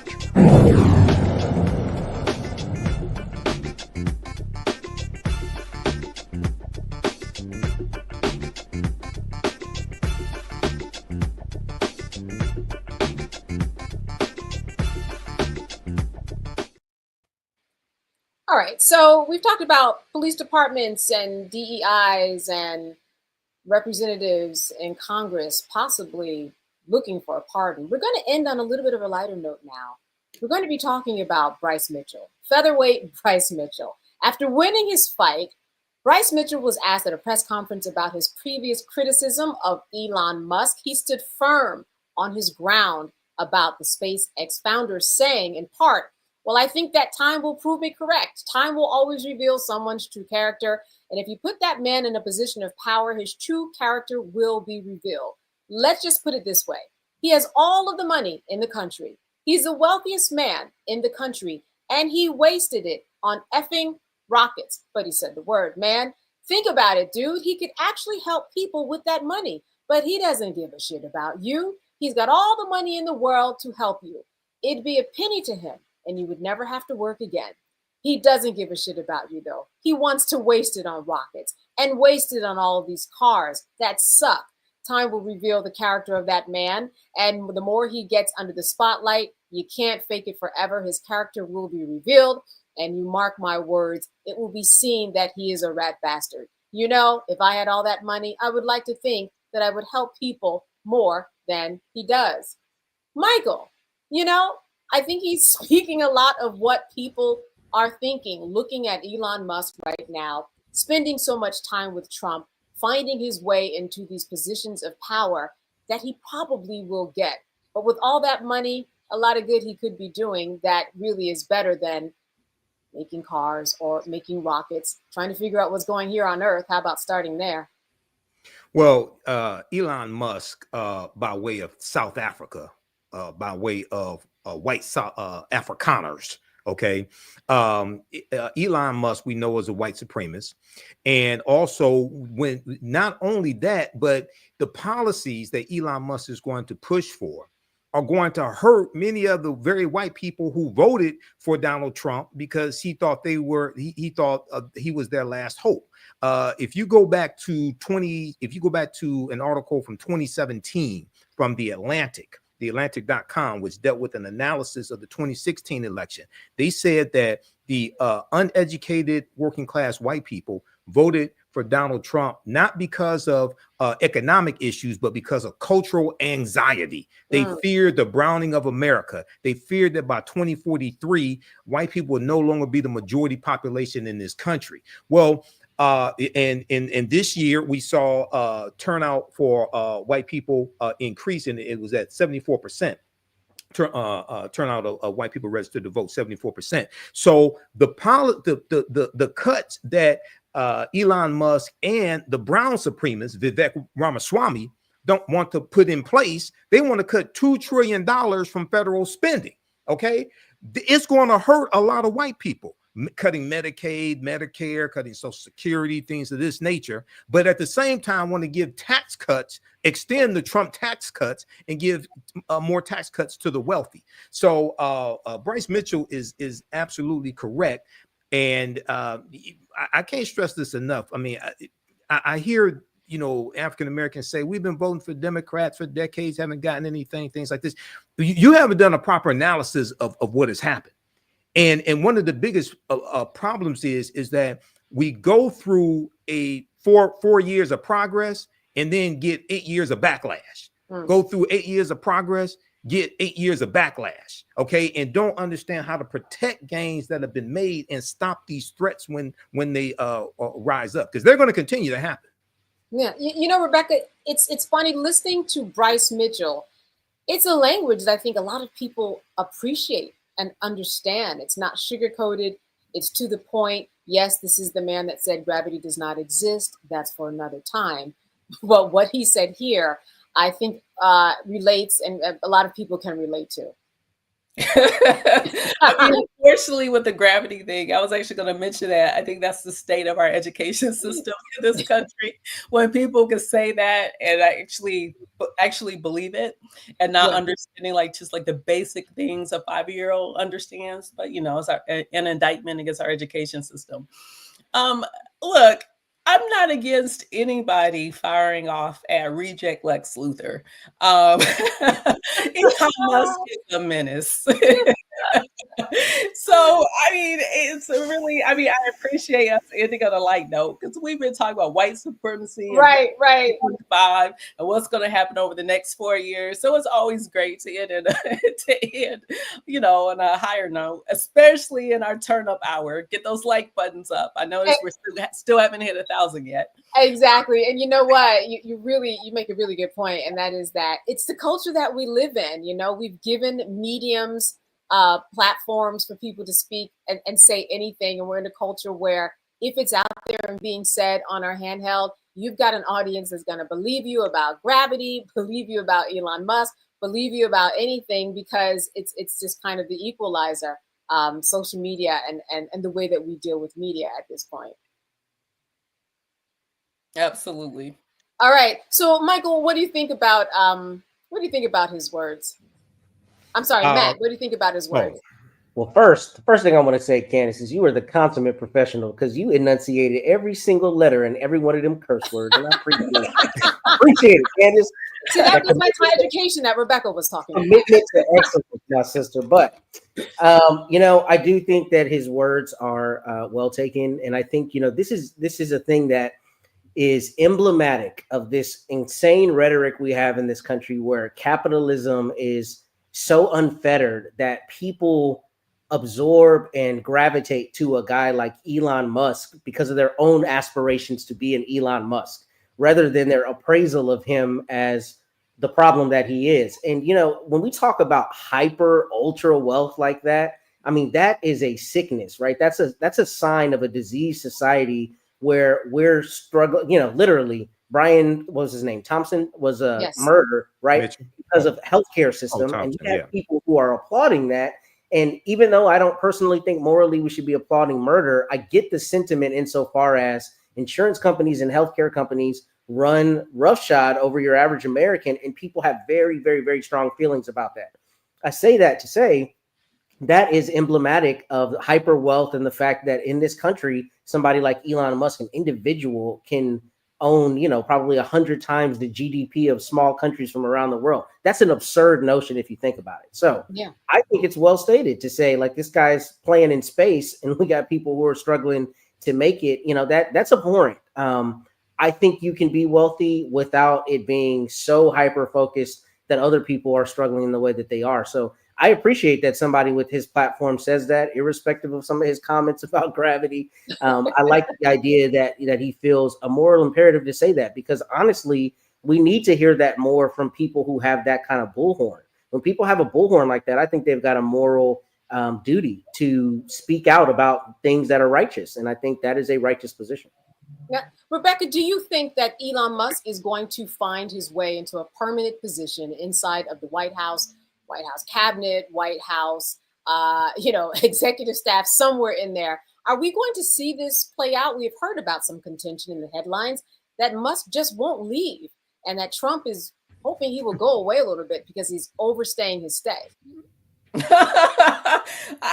What is Trump going to do? Like, Elon Musk has made billions of dollars since the election. Trump has also promised to roll back certain regulations to really, what's he going to do?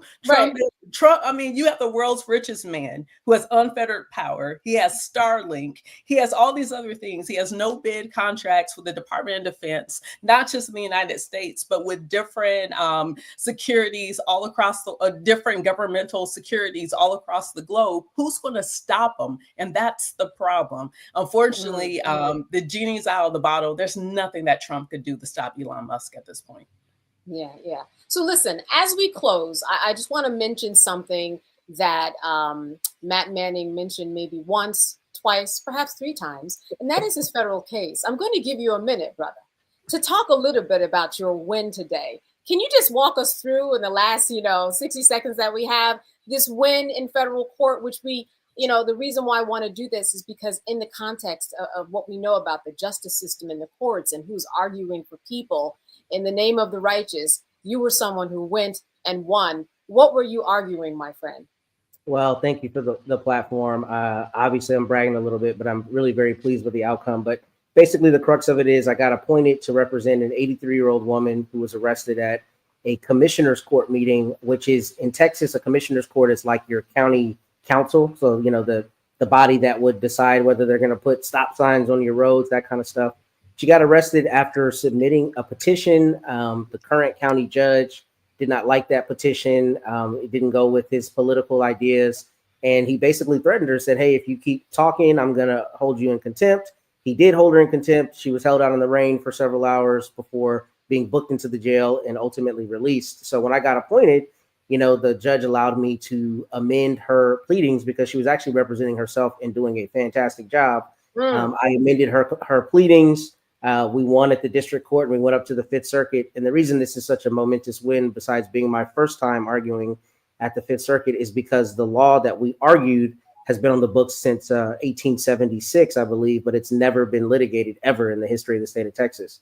So it was really an extraordinary opportunity for us to not only make the law, but to do the righteous thing, because she got arrested literally submitting a petition to try to force a vote on millions of dollars of debt that the county was trying to saddle the people in that community with. And she stood up and said, I'm not going to let you do that. She got a petition. She got the requisite support, had more than enough votes, but they didn't want to honor that ability to petition the government. And so she attempted to vindicate her rights and did. So there's still some procedural stuff that may happen. There may be some rehearings. They may, try to appeal it up to the Supreme Court.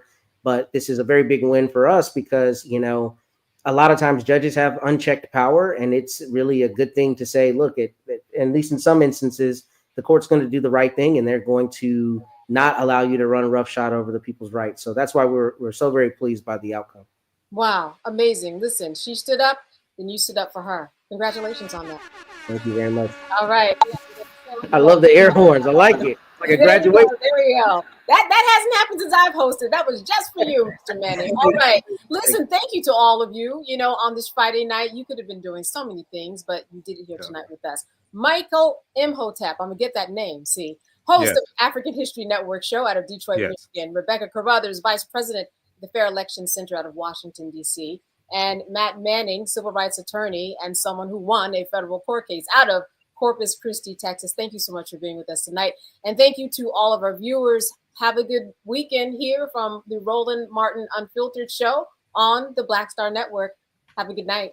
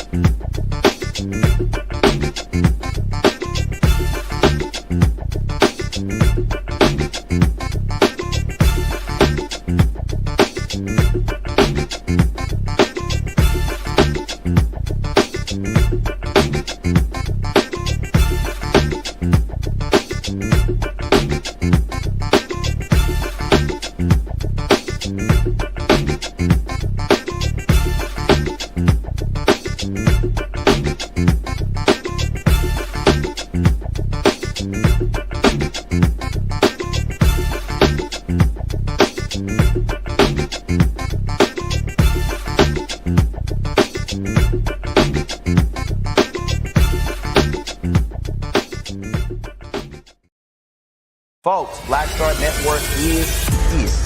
Hold no punches. I'm real revolutionary right now. Support this man, Black Media. He makes sure that our stories are told. Thank you for being the voice of Black America, Roland. Stay black. I love y'all. All momentum we have now, we have to keep this going. The video looks phenomenal. See, there's a difference between Black Star Network and Black-owned media and something like CNN. You can't be Black-owned media and be scared. It's time to be smart. Bring your eyeballs home. You dig?